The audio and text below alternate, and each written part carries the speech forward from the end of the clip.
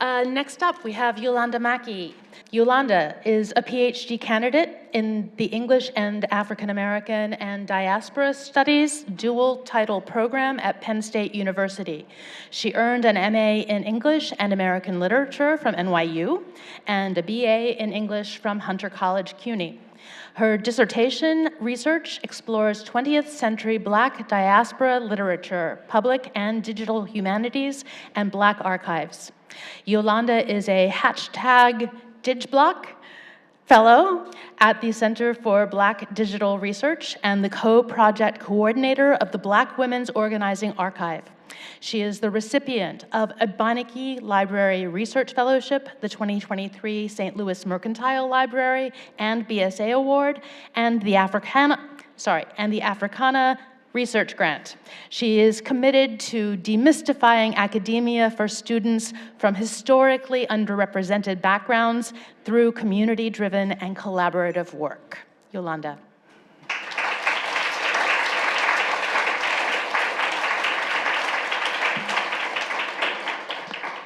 So good afternoon. My presentation today is entitled Recovering and Reclaiming Claude Mckay's Lost Novel, Amiable with Big Teeth. When Amiable with Big Teeth, perhaps Claude Mckay's most political novel, was found as a complete yet unpublished typescript in 2009, our understanding of the Harlem or Negro Renaissance expanded.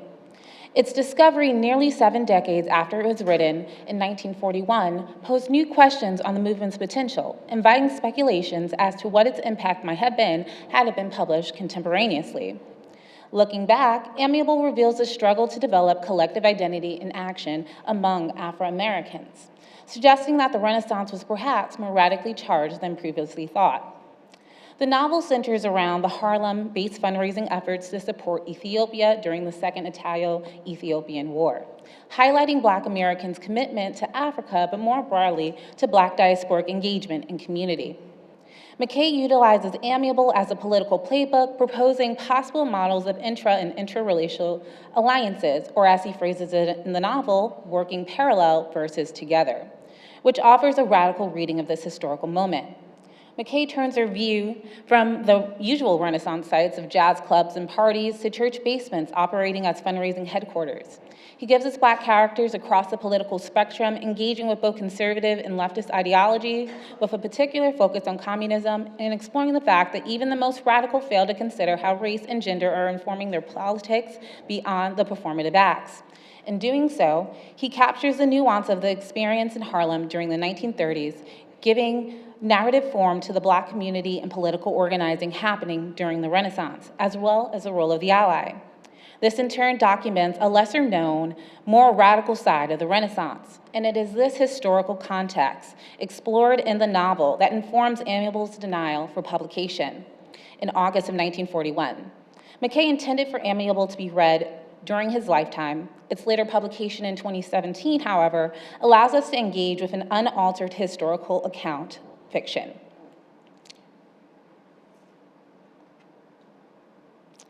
The typescript was found by Jean-Christophe Cloutier and Samuel Roth's papers at Columbia's Rare Book and Manuscript Library.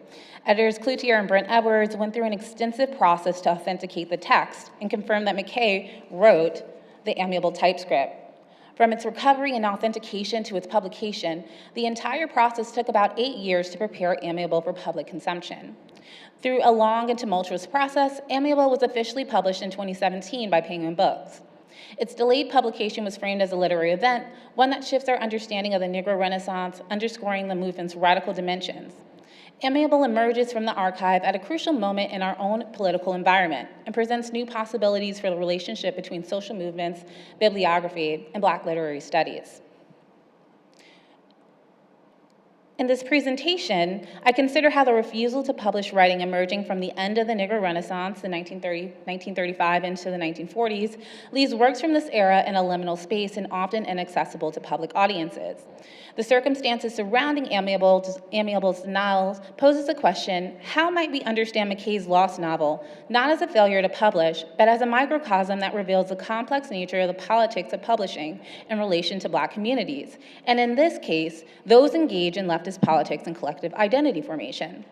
I look at correspondence and contracts surrounding Mckay's typescript to demonstrate how Works like Amiable can tell us what society wanted to mask or conceal from the public about the political inner workings and solidarity efforts between Black organizers in the US and abroad during the 30s and 40s. I argue that Amiable was denied publication by E.P. Dennett in 1941 due to its explicit exploration of leftist political ideologies and its proximity to diasporic Blackness. In doing so, this project contributes to emerging discussions on Mckay's later writing and to Black print, culture, and publishing histories. Although Amiable has now been shared amongst the public audience or readership since 2017, scholars are only beginning to give Amiable the critical attention it deserves. Scholars like the novel's editors, Cloutier and Edwards and Kanoe Nishikawa, have traced the novel's recovery and called for greater attention to the political histories represented in the text. This project expands on these efforts by introducing critical context regarding Amiable's thwarted publication and how the conversations that led to that decision influence the way that Mckay explored politics within the text, a component of this book's publication history that has yet to be fully explored. I have briefly retraced the novel's recovery, and in the remaining time, I will discuss its rejection by the publisher E.P. Dutton, identify the novel's contemporaneous and private readership, and conclude by briefly considering how the prospect of publishing Amiable in 1941 would have influenced Mckay's oeuvre and legacy. The years following the Great Depression, 1930s into the 40s, presented limited publishing opportunities for many American authors. This publishing problem was exacerbated for Black authors. However, despite the limited publishing opportunities, Mckay still published 5 texts, including novels, a collection of short stories, and his autobiography between 1930 and 1940. And this does not include the works written during that time that were rejected and posthumously published, pictured here. Mckay was a prolific writer in his own right, known as a leading contributor of the Renaissance and often called by his friends the Prince of the Revolution. Reading Mckay's correspondence between his good friend Max Eastman and the president of E.P. Dutton, John McCrae, offers insight into the precarious nature of publishing, especially for Black authors seeking opportunities in the mid-20th century. Mckay pitched his idea for Amiable in January 1941, just 4 months after publishing Harlem, Negro Metropolitan. With E.P. Dutton, Mckay spent the next 7 months or so drafting the Amiable typescript, which exceeded 300 pages, pictured here, before sending the only other known copy of the manuscript to McCrae in July 1941. This is a considerably fast turnaround for such a project. One of the conditions of McCrae's arrangement with Mckay was for Max Eastman to take on the role as an informal literary advisor for the project. Eastman is not referred to in any official capacity, nor is he compensated as such, although he's often advocating for Mckay to have more time, offering constructive feedback, and an increase in this advance. McCrae in particular relies on Eastman's judgment on the book's final outcome over Mckay's. McCrae tells Eastman to give Mckay his knowledge on what a novel should be, with the hope that Eastman could help Mckay strengthen the plot and perhaps limit the characters' maneuverings in leftist political ideologies. In a letter from Mckay to Eastman on March 29, 1941, Mckay writes about his reasoning for keeping politics in Amiable. He writes, "The main thing is that Amiable, has some politics in it, and we had thought it expedient to keep politics out. I discovered that it was impossible to keep the politics out."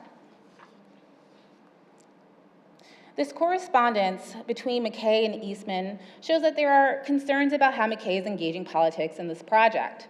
From Mckay's letter, it's not clear who raised concerns about the novel's political nature. Was it Eastman himself or McCrae? However, just a month prior to Eastman's letter to Mckay, McCrae wrote to Eastman to express concern that the novel was, quote, too melodramatic and that the novel written on these lines would not satisfy the artistic taste and refinement of Claude Mckay. If we consider reading what isn't there, this feedback from McCrae contains an element of racial politics that's being redressed as melodramatic. This provocative moment in Mckay's correspondence is a notable instance of the complex negotiations happening behind the scenes in this novel's production. This moment demonstrates how Mckay was actively working to include radical politics in this text, but perhaps most importantly, it reveals Mckay's desire for his novel to depict Black people, both formally educated and public intellectuals, engaging with a range of political ideologies. Eastman's response to Mckay on April 20th, 1941, does not reference Mckay's letter, nor does he directly address Mckay's comment about the political nature of the novel. Instead, Eastman writes, "Claude, I'm perfectly delighted with your book, so is Elena, as far as she has gone. I'm waiting for her to finish, but I don't want to wait any longer." Eastman encourages Mckay to slow down and be led by his imagination. This feedback from Eastman offers constructive but overall affirming feedback, so Mckay's rejection notification in early August likely came as a surprise. Mckay wrote to Mckay on August 7, 1941, to notify Mckay of his decision to deny the manuscript. Mckay's proposed novel was at one point tentatively titled God's Black Sheep, which Mckay uses in the letter. Mckay writes, "I have given careful consideration to your manuscript, God's Black Sheep, and I'm declining it and returning it to your address at 33 West 125th Street." Mckay sent in his manuscript on July 24th, which means that Mckay and his team at E.P. Dunnan spent less than 2 weeks deliberating on this decision. Mckay called the day before he received the letter when it was first confirmed via telephone that Mckay did not wish to proceed with the proposed novel. This letter serves as a formal written notice of this decision.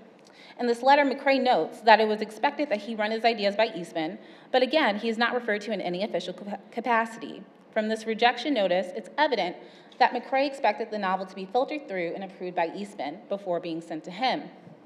Mckay goes on to write, "I regret God's Black Sheep is so bad and so poor that I cannot offer you any hope of it being revised in a satisfactory way to meet what I believe a novel by you must be." This statement from Mckay comes across as unusually and perhaps unnecessarily harsh for a rejection notification. Mckay explains that he was so displeased with the submission that he withheld the last $25 of his advance. Rather than offering concrete feedback or a rationale for the denial, Mckay tells Mckay that there is no hope of revising the manuscript. The harsh tone of Mckay's rejection notification indicates that he did not want the novel to be published at E.P. Dunnan, but most importantly, he did not want the novel to be published anywhere else or publicly accessible. His letter not only serves as a formal notice of this rejection, it goes as far as to question Mckay's artistic integrity, which I argue also suggests that Mckay wanted to make sure that revising the novel and seeking publication would be an impossibility for Mckay. The tone of Mckay's letter presents the possibility that Amiable was not rejected because of the quality of the writing itself, but rather an attempt to eliminate any chance of its revision. In other words, Mckay's letter demonstrates that the writing was not the problem, the radical ideas expressed in Amiable were the problem. So if we see the denial of publication, regardless of the reason, as a failure, then perhaps Mckay's work on Amiable did fail. The text failed to affirm the views and expectations of the editors at E.P. Dunnan, revealing a political misalignment between the two.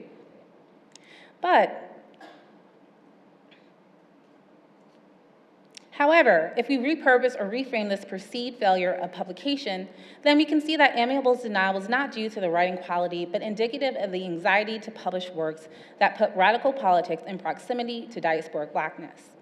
Elizabeth McHenry speaks to this point of repurposing failure as an opportunity to re-examine text and manuscript form that might reveal hidden elements of Black literary culture. Works from the Negro Renaissance authors that remain unpublished can tell us what society wanted to mask or conceal from the public. This statement is also true for posthumously published texts that have only recently been published but remained unpublished for decades. Now, with the inclusion of Amiable's manuscript, along with others that have recently been posthumously published, we are left to resituate Mckay's oeuvre and return to his archive to find the traces of these novels that have only recently been made visible, although always there. This addition to Mckay's public writing may allow us to form new connections and discoveries about Mckay and the nature of his later writing and work. In the absence of any public contemporaneous review, commentary, or coverage of this text, our reading of Amiable is happening largely outside of its intended political moment. The text was circulated among a private readership, and we know from Mckay's correspondence that he shared drafts with Max and Elena Eastman, Simon Williamson, John Mckay, along with the literary editors and staff at E.P. Dunnan. These conversations surrounding the novel directly influenced its final form and publication outcome. This influence is perhaps most evident with the previous letter from Mckay to Eastman, where it was implied that Eastman suggested keeping the politics out of Amiable. However, Mckay insisted that the novel doesn't work without its political dimensions. We are left to understand this text without the insight of any public contemporaneous review. And this means that there is a layer of engagement with this text that we will never be able to fully recover. Mckay's correspondence regarding the drafts he circulated to his private readership provides a partial way into this text, offering nuance of the particular historical moment that might not be captured otherwise. In his letter dated April 20th, 1941, Eastman tells Mckay he's excited and happy about the book, and that it has the potential to be the great Afro-American novel after all these years. Eastman was not alone in his high hopes for Amiable's potential success and cultural impact. Simon Williamson, Mckay's former Federal Writers Project colleague, also envisioned Amiable's potential to empower self-determination within the Black community.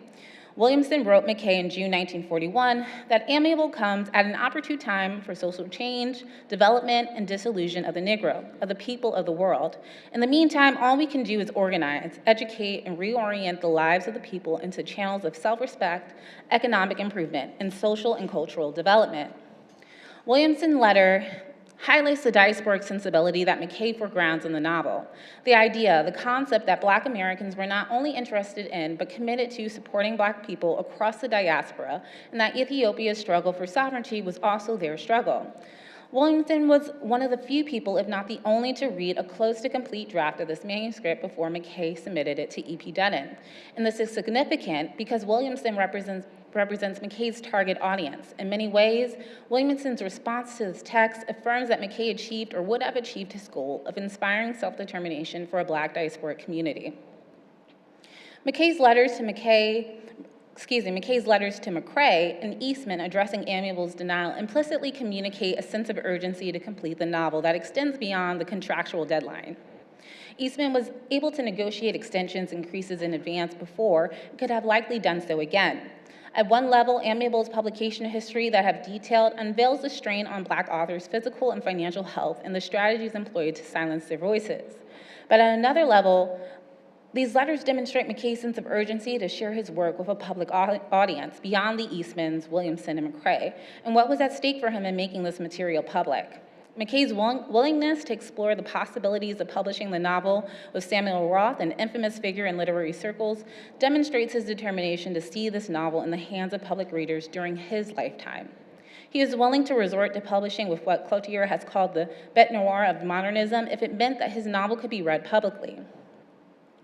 It is likely that there are works, perhaps of canonical authors like Mckay's, as well as works of non-canonical Black thinkers, specifically during the 30s and 40s, that remain unpublished due to circumstances like Amiable's. Amiable becomes a case study, a microcosm of a larger problem within publishing that persists to this day and disproportionately impacts writers of color, and especially Black women, during this time. The recovery and publication of Amiable allows Mckay's goal for this text to be shared publicly and serve as a call to action, albeit for a new generation. It is through the generic qualities of the archive that we are able to look back, if just for a moment, to reclaim lost inspiration and reimagine possible ways forward. Thank you.